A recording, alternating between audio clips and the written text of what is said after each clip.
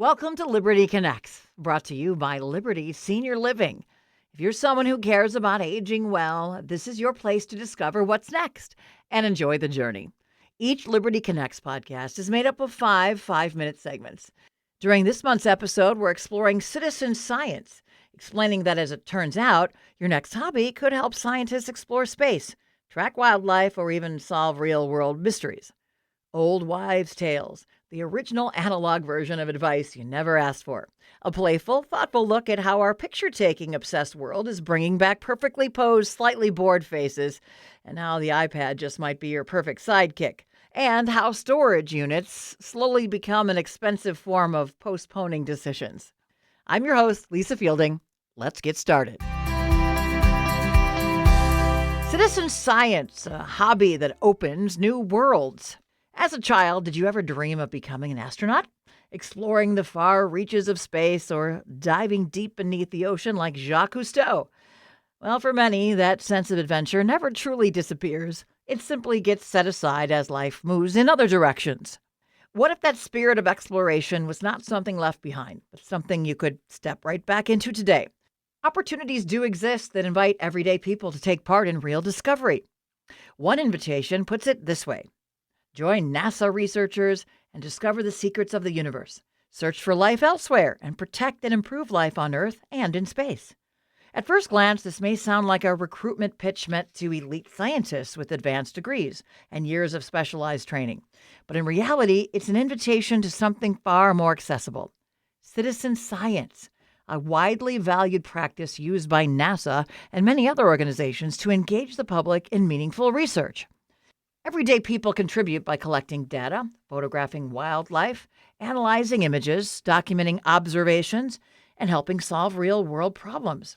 No lab coat or advanced degree required.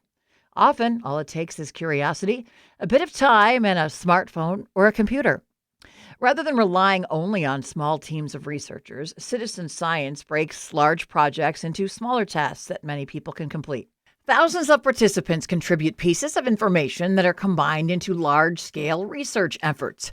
Because traditional research is often limited by time, funding, and available staff, this approach allows scientists to gather data across regions and over long periods of time. The result is a scope and scale that no single team could achieve alone, supporting studies on climate patterns, wildlife populations, and even distant galaxies. For many older adults, this kind of discovery holds a lasting appeal. Citizen science offers a meaningful way to revisit interests that may have been set aside or never fully explored. A curiosity about astronomy, nature, history, or medicine could take on new life, not as a career path, but as a deeply rewarding hobby. It creates an opportunity to engage with those fields in a relaxed and approachable way, rekindling curiosity while contributing to real discoveries. Platforms like SciStarter and Zooniverse make it easy to find projects that match personal interests. Some involve outdoor observation, such as documenting plants or wildlife. Others can be done at a computer, including reviewing telescope images or transcribing historical records. Each project provides clear guidance, making it easy to begin and participate with confidence.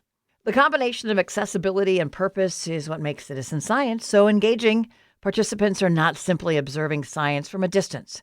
They're actively contributing to it, with small individual efforts adding up to meaningful discoveries across local, regional, and even global initiatives. Flexibility is part of the appeal of citizen science. There's no strict schedules or requirements. Just a few minutes can be enough to contribute to some initiatives, whether during a quiet morning or relaxed afternoon. Projects fit naturally into daily life, making participation simple and sustainable. Citizen science also creates natural opportunities for shared experiences across generations. A simple walk outdoors can become a chance to document wildlife together. Time at home can turn into exploring images from space or even identifying species side by side. It brings curiosity, learning, and conversation together in a way that's engaging for all ages. In a world that can sometimes feel increasingly complex, citizen science offers something refreshingly simple. The opportunity to explore, to contribute, and to discover remains within reach. Sometimes it begins with nothing more than a question and the willingness to look a little closer. To see just a small sample of what fascinating citizen science opportunities are available, Download our snapshot or citizen science at www.libertyseniorliving.com. Old Wives' Tales. The original influencers. No ring light required. Before there were viral videos, trending hashtags, and a teenager on TikTok telling you to rub garlic on your feet to cure everything from a cold to existential dread, there were old wives' tales. The original analog version of advice you did not ask for that managed to stick around and decades later still sneak into real-life decisions. In a sense, old wives' tales can be seen as the precursor or historical foundation for the same kind of human behavior that now produces urban legends, just with slower distribution and more confined cultural and regional boundaries. There were the sayings that raised us, the warnings that shaped us, and the reason many full-grown adults still feel a flicker of unease when walking under a ladder or opening an umbrella indoors, and will avoid doing so just in case. So where did these tales come from, and why are they still living rent-free in our heads? Old wives' tales date back to a time before books were common, before medical journals, before group chats, before Google can confirm that no, cracking your knuckles will not turn your hands into arthritic raisins. Knowledge was born, raised, and shared in face-to-face conversations. It was passed from person to person, often from older women, whose roles were as the unofficial doctors, midwives, therapists, and life coaches of their communities. These women relied not only on the information gained from having been recipients of old wives' tales themselves, but also from observation, herbal remedies, and a healthy dose of creative explanation. If a child got sick after playing in the rain became the villain. If someone sneezed and later fell ill, suddenly sneezing required an immediate "bless you" to keep wandering spirits at bay. Logical? Not always. Memorable? Extremely. Lastingly impactful? Unfortunately. To be fair, many of these tales, the early ancestors of what we today call life hacks, were not nonsense. They were early attempts at making sense of a confusing world. Feed a cold, starve a fever may not hold up perfectly under modern medical scrutiny, but it reflects an effort to respond differently to different symptoms in the hopes of being helpful. An apple a day keeps the doctor away is not exactly a guarantee, but it does nudge people toward healthier habits. Other old wives' tales have been driven less about health and more about behavior. Tell a child that swallowing gum will keep it in their stomach for 7 years, and suddenly gum consumption drops dramatically. Is it scientifically accurate? Not even close. Is it effective parenting? Surprisingly, yes. Is it admirable parenting? You decide. In many ways, old wives' tales were the original behavioral design strategy, shaping habits and decisions through fear, humor, and just enough plausibility to stick. No data, research, or substance required. For instance, enter the classic "a watch pot never boils" situation, which, spoiler alert, is plain old false, but has still launched more impatient sharing contests than anyone can reasonably count. And then there are the wonderfully specific ones. If your ears are burning, someone is talking about you.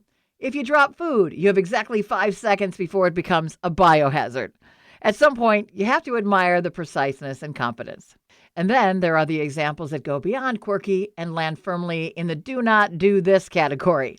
For instance, putting whiskey on a baby's gums for teething. That's not advice. That is what happens when folklore skips quality control. Superstitions and old wives' tales are close, often overlapping, but not interchangeable. Superstitions tend to hinge on the idea that certain actions can trigger good or bad luck, usually with a supernatural undertone. One action mysteriously causes another. Step on a crack, break your mother's back. Spill salt, expect chaos unless you dramatically toss some over your shoulder. Warning, check to make sure no one's behind you first. Old wives' tales, on the other hand, present themselves as advice. They are less about fate and more about guidance, even if that guidance occasionally wanders into fiction. Superstitions try to control luck. Old wives' tales try to control behavior. Still, the overlap is real. Many tales borrowed from superstition, and many superstitions were packaged as practical advice. It is a shared universe of just in case. Even in an age of instant fact-checking, many of these ideas persist. Part of that is nostalgia. These sayings are woven into childhood, family, and culture, and they feel familiar, and familiarity is powerful. There's also the human brain's love of patterns. If something bad happens after a mirror breaks, it's very tempting to connect the two. Congratulations, a superstition is born. If nothing, however, happens, we forget about it. And then there's comfort. Old wives' tales offer simple interventions for complicated or uncontrollable situations. They give us a sense, however small, that we can influence what happens next, even if that influence is refusing to say anything too positive without immediately knocking on wood mid-conversation, like a superstitious woodpecker with anxiety. The modern update, or today's version of old wives' tales, has a sleeker aesthetic and better lighting. Instead of being passed across kitchen tables, they travel through social media, wellness blogs, and late-night scrolling sessions. Drink this mysterious concoction. Try this oddly specific morning routine. Avoid this everyday habit because someone online said it's secretly ruining your life. The format has changed. The instinct has not. We all still draw to quick answers, shared wisdom, and advice that promises control over the uncontrollable. The only difference is that instead of one trusted voice in the community, we now have thousands, all speaking at once, often with equal confidence and wildly varying accuracy. So here's the takeaway. Old wives' tales are not just relics of the past. They're a reminder of how humans have always tried to understand the world, care for one another, and pass along knowledge, even when that knowledge was a little improvised. Some old wives' tales need to be retired. Some are harmless and hilarious. Others still contain a surprising kernel of truth. All of them tell a story, though, not just about what people believed, but about what they needed to believe. And if you still avoid walking under ladders, just in case, you're not alone. Some habits are less about logic and more about legacy. If smiling is wrong, we don't want to be right. On the red carpet, everything looks perfectly staged, right? The clothing, the jewelry, the hair, the posture. Every detail is carefully arranged to signal importance, glamour, and occasion. It's a world where presentation matters as much as presence. And then you notice the faces. Not exactly a smile, not quite relaxation either, more of a controlled expression, practiced and repeated, shaped for cameras that are always watching. It's not about joy, it's a carefully calibrated smirk, a practiced pout, or something that can only be described as duck lips meets prune face in a high-fashion standoff outlined in perfectly applied lipstick. In its own way, it reflects something older than celebrity culture. There was a time in the not-that-distant past when photographs required stillness and patience. Early portraits often show very composed faces, not because people were unhappy, but because holding a natural expression for that long was difficult. Smiling was not practical in the same way it is today. But it was not just the long exposure times. Smiling historically came with a bit of risk. Dental work was more aspirational than effective. Back in the day, there weren't whiteners, veneers, braces, implants, or dentures. Showing your teeth, or lack thereof, could reveal more or less than you intended. Keeping your mouth closed was less about mystery and more about discretion. There was also a cultural side to it. In many eras, especially among older generations, a composed expression carried more formality. It suggested dignity, restraint, and respectability. A wide open smile in formal settings was not always the preferred demeanor. Then photography changed everything. Over time, photography became faster and easier, with Kodak leading the pack in developing cameras. Picture-taking turned casual, portable, and wonderfully spontaneous. No more stiff poses or careful preparation. Suddenly, everyday moments were fair game, from family gatherings to holidays to those small, sweet interactions that might have otherwise slipped by. Enter the smile. Genuine, unplanned, and everywhere. And with that shift, something else happened to appear more naturally. Smiles that were not posed, laughter that was not staged, expressions that reflected how people actually felt in the moment. For many today, those photographs are especially meaningful. They do not stand out because they're perfect. They stand out because they feel real. They capture life as it was lived rather than life as it was presented. It is interesting, then, to look back at the red carpet and realize how much expression still circles around performance. Even today, in formal settings and public moments, there can be a tendency to trade ease for appearance, carefully managed expressions replacing something more natural. Which is unfortunate because smiling carries far more weight than it is often given credit for. For starters, it just looks good. There's a reason your smile lights up the room, is one of the best compliments ever. A smile is also one of the easiest mood boosters around. You smile, your brain takes the hint, and things feel a little less tense. A small trick, but a reliable one. Even better, it's contagious. One smile inspires another, and suddenly you have a moment of connection that costs nothing and means something. At any age, a smile is one of the clearest ways we communicate. A smile reflects gratitude, thankfulness, and simple pleasure in the moment. It says, "This is good, and I'm glad to be here," without needing to explain. It also works in your favor. Smiling makes you more approachable, more memorable, and generally you're easier to be around. Not a bad return for such a simple gesture. And if it does not come naturally, even a fake smile can trick your mood into the right direction. Spend a little time in our senior living communities and you'll notice something right away. Smiles are everywhere. Sincere, joyful smiles. They show up over morning coffee, during lively activities, in conversations with friends, and in those in-between moments that make up a full day. They reflect lives being enjoyed, friendships that feel genuine, and a sense of purpose that keeps each day engaging. They show appreciation for this chapter of their lives. It's a reminder that the best parts of a day are often the simplest ones, and they tend to show up in a smile. Why the iPad might just be your new favorite sidekick. People can get surprisingly passionate about their devices. Some swear by their phones. Others refuse to part with their laptops. And then there is the quietly confident overachiever sitting right in the middle, the tablet. More specifically, the iPad. Even though choosing a favorite device is personal, the iPad makes a pretty strong case for itself. It's a bit like the Goldilocks of tech. Not too small, not too big, just right. Let's start with the obvious. It's light, grab-and-go portability light. You can carry this with one hand and a cup of coffee in the other. Whether you're traveling, sitting in your favorite chair, or moving from room to room, it goes with you easily. Then there's the screen. Bright, large, and easy on the eyes. You can increase text size, zoom in, or even use voice commands if typing feels like too much effort. The iPad is designed with accessibility in mind, which means it adjusts to you instead of the other way around. And here's where it really shines. It's incredibly intuitive. Tap an icon and you're there. No complicated setup. It's the kind of device that does not require a tech degree or a patient grandchild on standby. Compared to a phone, which can feel a little like reading a novel through a keyhole, the iPad gives you space to actually decipher and enjoy what you're doing. Compared to a laptop, it skips the bulk and the startup time. No mouse, no external keyboard required. You touch the screen, and it's ready, instantly.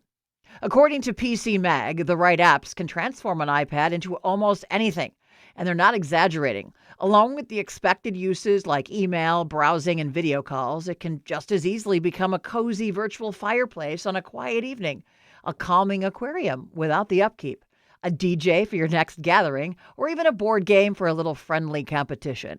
It can guide you through a recipe step by step in the kitchen, serve as a teleprompter for speeches or presentations, or even become whatever you need in the moment with just a tap. Want to read books and magazines? Simple. Watch movies or shows? Easy. Video chat with family using FaceTime? Just tap. Check email, browse the web, join a virtual class, manage photos, or even attend a telehealth appointment, or access your medical records. It's all right there. For those feeling a bit creative, the Apple Pencil turns the iPad into a sketch pad or a notebook. In addition to channeling your inner artist, you can also jot down grocery lists and write notes without worrying about pencil shavings. Battery life is another quiet win. It lasts. You're not constantly tethered to a charger or anxiously watching a percentage drop. It's ready when you are. And if you're thinking, I don't need a whole computer, that's exactly the point. The iPad bridges that gap. It gives you the power to do what you want without the complexity you don't. There are other commendable tablets out there, including the Samsung Galaxy Tab, Amazon Fire, Google Pixel tablet, and even options designed specifically for simplicity like GrandPad. But the iPad has earned its reputation as the gold standard largely because of its ease of use, ability to interface with other Apple devices, and the sheer number of things it can do well. At the end of the day, the best device is the one that fits your life. But if you're looking for something that keeps you connected, entertained, informed, and maybe even a little inspired, the iPad checks just about every box. And it's not just a piece of technology, it's a window to everything you enjoy without the hassle. And that's a pretty nice thing to have within arm's reach. Storage units and other expensive forms of denial. Storage units are the modern solution to a very ancient problem. not conflict, not rivalry, not hardship. The problem is simply that we cannot, under any circumstances, decide whether we still need that fondue set from 1993. So we rent a box the size of a small apartment and call it temporary. Temporary, of course, being a word that now means approximately 10 to 20 years. The self-storage industry has quietly become one of the fastest-growing sectors in commercial real estate. Forbes reported that as of 2023, there were more than 51,000 storage facilities in the United States. That's an estimated 2.1 billion, with a B, square feet of storage space dedicated to our collective inability to let go. The average rental of a 10 by 10 unit is $119 a month, which is a lot of money to spend to avoid making eye contact with a box of holiday sweaters. At first, it seems reasonable. You're moving, you're downsizing, you're in transition. You just need a place for things until you figure it out. Then time passes. And suddenly you're paying monthly rent to store the white silk couch that no one was ever allowed to sit on in the first place, the antique soup tureen that you're sure someone in your family will want eventually, and an 8-track tape player that is not so much vintage anymore as it is aggressively irrelevant. Out of sight, out of mind, except for when the monthly bill results in out of pocket. Storage units are the go-to strategy for people who are not ready to decide but are very ready to postpone. It's not hoarding, it's not clutter. It's future planning with no actual plan. And it is expensive procrastination. Consider some very simple math. You put a treadmill that originally cost $1,000 into storage. Then you pay about $100 to $150 a month to keep it there. Fast forward 10 years, and you've spent somewhere between $12,000 and $18,000 on a treadmill you don't even use. At that point, the treadmill is not a viable piece of fitness equipment any longer. It's a monument to a New Year's resolution that never quite made it to January 2nd. Of course, storage units are not always villains. During moves and transitions, they can be genuinely useful. A temporary holding place can help bridge gaps in timing and logistics. The problem is not the existence of storage. The problem is the absence of an exit strategy, and the industry knows it. The sheer number of storage units has become so common that it has spawned an entire reality TV genre built upon real people rifling through what others have paid hundreds of dollars to store, only to ultimately abandon. When the rent goes unpaid, liens accumulate and may result in an auction. Further irony emerges when the proceeds from auction don't cover the debt, and the original owner may still owe the difference. Nothing says closure like paying twice for the things you forgot you even owned in the first place. So why do we do it? Because it's easier to pay for space than to make a decision. Letting go requires judgment, and storage requires autopay. If you're downsizing, there are alternatives that do not involve funding a long-term relationship with a metal roll-up door. Sell items through online marketplaces. Donate what you no longer use and take the tax benefit. Use a dumpster. Digitize paperwork and photos. And if you truly must store something, give it a deadline, not a hopeful someday. A real date. Otherwise, it's not storage. It's avoidance with billing statements. There are simple questions worth asking before anything enters a storage unit. Would you buy this today? Do you really think this will come back in style or ever fit again? Could you easily replace it if needed? Do you need the 3 more just like it when just 1 will suffice? If the answer is no to any of these, then why are you paying rent on it? If you have an emotional tie to the item, why is it being punished, sitting unappreciated in a dark box across town, instead of being part of your daily life? In the end, most storage units are not filled with things that matter. They're filled with the pause button version of our lives. Boxes of intention waiting for a future moment that keeps getting rescheduled. And somewhere between the holiday lights and the forgotten furniture, it becomes clear that storage is less about saving space and more about postponing the question of what we are actually ready to let go of. To see our irreverent but true reality check about downsizing, visit libertyseniorliving.com for our The If-Then Decluttering Wisdom You Probably Knew and Probably Ignored guide. I hope today's stories and insights have inspired you to enjoy life even more. Be sure to tune in on the 5th of every month for more Liberty Connect stories and ideas. And subscribe to our podcast and share it with family and friends. To learn more about us, visit libertyseniorliving.com. I'm Lisa Fielding. Thanks as always for joining me.